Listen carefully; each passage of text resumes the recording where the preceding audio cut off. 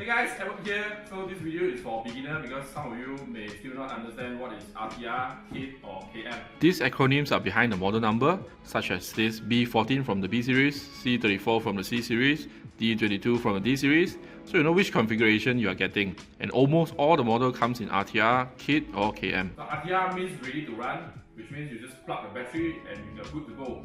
KIT, you have to assemble yourself, and KM is basically a kit with metal parts and performance upgrade. Okay, let's check out the RTR ready to run first. So in the box, you're going to get the car, radio, accessory bag with the USB charger, and your manual. Comes in English too. So what you're going to do is just load two AA batteries into your radio, pop the hood, connect the battery, then turn on the switch at the bottom. The headlight will blink, indicating pending for binding. Then turn on your radio, and you're good to go! Woo! So RTR will be very great for beginner because you do not need to build it. It comes pre-built. You just need to plug your battery and play right away. Or if you're lazy to build, or if this is your first WPL product, you're not familiar with it, you can start with RTR to get familiarized with the design, the construction, the assembly and everything before you get into the self-built kit version. Right, so after RTR comes to a kit.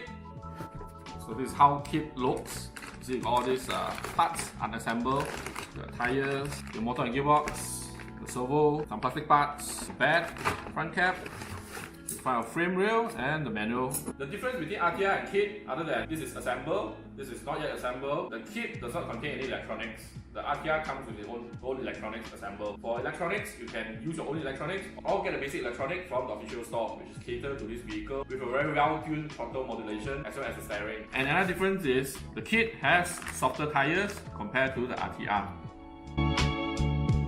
Right now from KIT to KM, KM stands for kit metal. Right. Now you may see KIT and KM look similar, right? So KM is using a kit with three major upgrade parts, which you can find inside. The 370 motor 2-speed gearbox, 4x4 metal upgrade, and the wheel weight, which is very crucial for high grip. Tires, the softness is the same as the kit. And by buying KM from the start, that includes all these three upgrades, it's cheaper to buy KM compared to buying a kit and buying all this separately.